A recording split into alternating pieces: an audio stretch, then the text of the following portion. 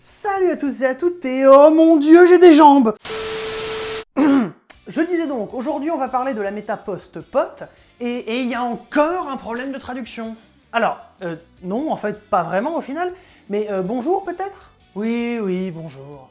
Ok, bon, bah pour la peine, moi ce sera Yuri, et lui ce sera... Bah pareil, non, Joeri. Oh, espèce de sale petit... Hein? Nous disions donc, le pouvoir des éléments est sorti il y a quelques semaines, et avec lui sont arrivés deux gros archétypes qui vont beaucoup faire parler d'eux dans les prochains mois. Bon, et du coup on parle de quoi en premier? Sprite ou Tiermentation? Eh bien comme tu l'as dit, il y a un problème avec Pearl Rhino, la magie de terrain des Tiermentations. Quand la carte a été dévoilée en TCG, nombreuses ont été les plaintes quant à son effet, et notamment par rapport au fait qu'elle aurait été ruinée par l'utilisation du terme « mélangé ». Plus précisément son troisième effet, l'effet déclencheur qui s'active si un monstre Tiermentation est mélangé dans le deck et qui détruit une carte. Sauf que la mécanique du deck, c'est de fusionner en plaçant les matériels sous le deck. Et voilà! On les place sous le deck, on les remélange pas, le deck il est pas mélangé, là, du coup on les met pas au pif dedans. Certes, mais l'histoire ne s'arrête pas là. Ben oui, parce que ce que peu de personnes avaient remarqué, et c'est bien normal, c'est que quand en OCG on dit remettre dans le deck, quasi systématiquement en TCG ça se traduit par mélanger dans le deck. Et donc ça veut dire que dans ce contexte-là, eh ben, les deux termes sont assez équivalents en fait. Donc même quand c'est marqué mélanger, ça marche même si on mélange pas. Exactement, et ça a été confirmé par Tom Box de la chaîne MST.TV, celui qui a présenté en avant-première l'archétype en anglais, qui a indiqué avoir pas mal discuté avec Konami de ce problème-là avant de faire sa vidéo, et ils lui ont bien confirmé à plusieurs reprises que si ça marchait, c'est bon, l'archétype est pas foutu, alléluia, on va vendre, bref. Et d'ailleurs c'est aussi le ruling qui a été appliqué lors du championnat d'Europe, et à vrai dire, à ce stade, il y a quand même très peu de chances qu'on fasse marche arrière là-dessus. C'est dommage qu'ils aient pas adapté la traduction pour ce coup-là, mais bon, tant pis. Soit. Bon, sinon, t'as autre chose sur la poiscaille? Oh, je sais pas, on pourrait par exemple rappeler que quand on demande à être envoyé au cimetière par un effet de carte, ça veut dire par un effet, donc pas par un coup d'activation d'un effet, donc pas par gouttelette ou tourbillon jumeau, ou même des cas un petit peu plus exotiques, hein, qui sont pas des coups mais qui sont pas des effets, donc c'est ça qui nous intéresse, comme envoyer un monstre à cause de rivalité, parce que ça applique quelque chose sur le joueur qui le force à envoyer lui-même au cimetière, ou quand on se fait kaiju ou consort, où là c'est plus proche du coup en fait, le fait de sacrifier. Enfin voilà, tout ça, ça ne fonctionne pas, il faut vraiment que ce soit par un effet, donc par leurs effets de meule, ou une poly, ou peu importe. Ça, c'est sûr qu'on le rappellera jamais assez. Bon, sinon t'as autre chose, par exemple, qui pourrait aider à contrer le deck? Si, l'interaction entre les effets de fusion qui s'activent au cimetière et Corbeau Dédé. Ah, tu veux dire, quand j'active l'effet d'un Tiermentation au cimetière pour fusionner et que l'adversaire chaîne Corbeau pour bannir ce même monstre. Yep. Si on fait ça, eh ben, l'effet se résoudra sans rien faire, parce qu'en fait, les effets de fusion des Tiermentations précisent bien qu'on doit utiliser la carte elle-même dans les matériels de fusion. Donc si Corbeau Dédé bannit la carte, eh ben, l'effet, lui, il va essayer d'utiliser comme matériel la carte au cimetière, carte qui du coup n'existe plus, elle est plus dans le cimetière, et donc l'effet rate, il se résout, mais sans rien faire, il fusionne pas. Et pour terminer, on pourrait pas caser un petit rappel là? Eh bien, on peut rappeler que non utilisable comme matériel fusion, ce qu'on peut lire sur Kaleido Heart, eh bien c'est une condition, ça n'est pas un effet. Ce que ça veut dire, c'est que d'une part, ça n'est jamais annulable, puisqu'on annule les effets, ça n'en est pas un, et surtout, c'est appliqué absolument partout. Terrain, cimetière, extra deck, banni, même face verso sur le terrain, c'est appliqué. On retrouve ça avec d'autres cartes, hein, comme Bardiche, ou Sprite de l'Elfe, quand on a une variante. Et du coup, Sprite? Ah ouais, chez toi, les transitions, c'est en DLC, en fait. Uniquement disponible pour ceux qui s'abonnent et qui mettent la cloche. Ouais, bon bah allez, sur ce, commençons par l'éléphant dans la pièce, Sprite géant contre Nibiru. Tu dis ça parce qu'ils sont gros? Oh ça va, je déconne. Sprite géant donc.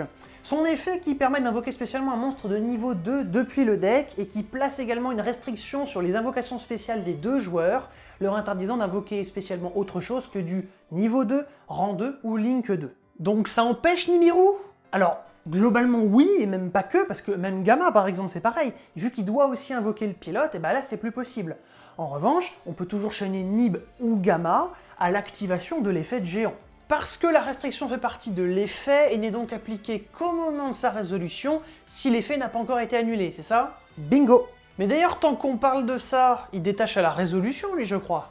Effectivement, c'est très rare chez les monstres Xyz, mais ça arrive, typiquement ici, où donc il détache un matériel d'un monstre qu'on contrôle à la résolution. À l'activation, en fait, vous activez l'effet. Et puis c'est tout, vous faites rien d'autre. Ce qui veut dire que si je résous l'effet quand il n'y a aucun monstre Xyz sur mon terrain, ou du moins aucun qui a du matériel à détacher, l'effet se résout dans le vide?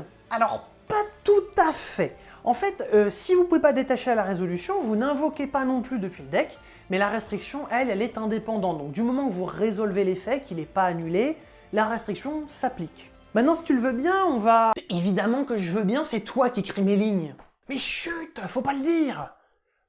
On va parler de son boost d'attaque, et notamment en tandem avec le requin-chat. Ah oui, en effet rapide, il peut cibler le géant pour faire en sorte que son attaque-défense actuelle devienne le double de son attaque-défense d'origine. C'est donc une modification persistante qui fixe une nouvelle valeur pour l'attaque actuelle. Modification de catégorie 3 sur le tableau. Mais le géant lui double déjà sa propre attaque d'origine du moment qu'il a fusion, synchro, Xyz ou lien comme matériel. Ça c'est un modificateur de catégorie 6. Ce qui veut donc dire que si on additionne tout ça, on se fie au tableau et on applique tout dans le bon sens, et il a 1600 d'attaque d'origine, ensuite elle est doublée cette attaque d'origine, donc il passe à 3200, et on vient appliquer le requin-chat par-dessus, ce qui veut donc dire qu'il passe à 6400 points d'attaque actuels. Et donc comme c'est une nouvelle valeur qui a été fixée pour redéfinir l'attaque actuelle et que donc ça ne dépend plus de l'attaque d'origine passé le moment où c'est appliqué, ça veut dire que le reste de ce tour, il reste à 6400 même s'il a plus de matériel? Exactement, son attaque d'origine passerait à 1600, mais comme l'attaque actuelle de toute façon ne dépend plus de cette valeur d'origine, elle ne bouge pas, elle, entre-temps, jusqu'à la fin du tour. Donc en fait, avec la même logique, ça veut dire que une fois le requin-chat appliqué, si par la suite ses effets sont annulés, en fait c'est pareil, c'est-à-dire que vu que ça dépend plus, il reste à 6400. L'attaque d'origine retombe, mais pas l'attaque actuelle, pour ce tour. Et on va pas se mentir, c'était vraiment ça le seul gros point très technique sur Sprite. Mais il en reste un petit peu, je vous en remets? Par exemple, si vous avez bien appris à distinguer entre les effets qui s'activent et ceux qui ne s'activent pas, vous remarquerez que les sprites, eux, leur effet pour s'invoquer, c'est pas un effet qui s'active. C'est juste, vous avez un monstre de niveau, rang ou link 2, selon le sprite, et vous le prenez et paf, voilà, vous le mettez sur le terrain. Vous n'avez pas besoin d'activer quelque chose, ça crée pas de chaîne. Ensuite, il y a les questions de sacrifice qui reviennent avec rouge et carotte, notamment est-ce que je peux sacrifier un monstre qui est face verso, et est-ce que je peux sacrifier un monstre adverse, parce qu'après tout, c'est pas marqué que je dois sacrifier un monstre qui est de mon côté. Et sur ce deuxième point, on va être clair sur une chose, très vite. C'est pas la bonne logique. La bonne logique, c'est l'inverse. C'est-à-dire que si c'est pas spécifiquement précisé que vous pouvez prendre sur le terrain en général, ou même encore plus précisément sur le terrain adverse, c'est que chez vous. S'il n'y a pas de précision particulière, c'est que chez vous. C'est pas l'inverse, la logique. Et quant au sacrifice face verso, rappelez-vous qu'il y a deux mécaniques dans le jeu qui vous permettent de prendre un monstre face verso de votre côté et d'en prendre en compte les caractéristiques. C'est utiliser comme matériel fusion et sacrifier. Quand on sacrifie ou utilise comme matériel fusion, on peut prendre en compte les caractéristiques d'un monstre qui est face verso, donc qui publiquement n'a rien de tout ça, il n'y a que nous qui le savons. On doit révéler bien sûr à l'adversaire pour lui prouver que ce qu'on fait c'est légal, mais voilà. Mais par contre, il n'y a que ces deux mécaniques-là qui le permettent. Un monstre face verso sur le terrain, il n'a pas d'attaque, il n'a pas de nom, il n'a pas de défense, il n'a pas d'attribut, il n'a pas de type, il n'y a pas de niveau. Du moins du point de vue public. Vous êtes le joueur, vous êtes son contrôleur, donc forcément vous pouvez regarder ce que vous avez de posé sur votre terrain. Mais l'adversaire, lui, il ne sait pas. Donc du point de vue public, l'information n'existe pas. Même d'ailleurs si plus tôt dans le duel, l'adversaire il a vu ce que vous aviez mis face verso. Il peut pas prendre en compte le fait que, en fait, il sait ce qu'est face verso. Non, du point de vue public, il sait pas. Ces deux mécaniques sont des exceptions, quoi. Oh, on n'est plus à deux près, tu sais. Et enfin, pour terminer, on va revenir sur l'effet d'annulation, plus précisément de carotte. Alors, je vais pas revenir en détail sur tout ce que ça implique de différence entre annuler l'effet ou annuler l'activation, mais il y a quand même une chose sur laquelle il faut qu'on revienne. Chaîner un effet activé pour en annuler l'effet, ça veut dire chaîner à un chain link et annuler l'effet de ce chain link là. Donc ça veut dire ce qui s'applique à la résolution d'une chain link, ou éventuellement ce que le chain link programme pour plus tard, enfin bref, l'action du chain link, l'effet du chain link. Ça ne veut pas dire qu'on annule les effets de la carte, dans un sens global. Donc ça veut dire que si vous chaînez ça à mine mystique, ou à rivalité des seigneurs de guerre, et ben en fait vous chaînez à un effet activé qui ne fait rien. Si on prend Pearl Rhino par exemple, à l'activation, l'effet c'est d'aller ajouter un monstre du deck à la main.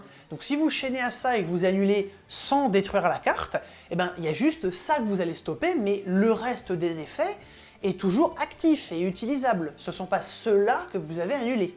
Et bien pour Mine Mystique, en fait c'est pareil, c'est-à-dire que si vous annulez l'effet à l'activation, ben en fait vous annulez rien, et la carte reste, et elle applique ses effets continus. C'est différent de quand vous annulez avec Dragon Sauvage Charge Borel, parce que lui au moins il annule l'activation. Donc comme la carte ne résout jamais son activation, elle peut pas commencer à faire ça, et elle sera simplement envoyée au cimetière à la fin de la chaîne, mais voilà, elle commence jamais à s'appliquer. Là, elle peut potentiellement s'appliquer, parce que bah, si vous ne la détruisez pas, elle n'a pas de raison de quitter le terrain. Donc elle y reste, et donc elle applique ses effets continus. Morale de l'histoire, dans ces cas-là, sacrifiez un Xyz ou un lien. Parce que sinon c'est con, quoi. Bref, tout ça, ce sont des decks qui vont être très importants dans les mois à venir, donc si jamais vous avez aimé cette vidéo, n'hésitez pas à la liker, à la commenter et surtout à la partager. On reparlera sans doute de Tiermentation quand les cartes d'Ishizu sortiront en novembre chez nous. Mais ça, ce sera en novembre, pas maintenant. Et bien évidemment, abonnez-vous pour ne pas manquer les futures vidéos. En attendant, je vous dis salut les gens. Tchuss.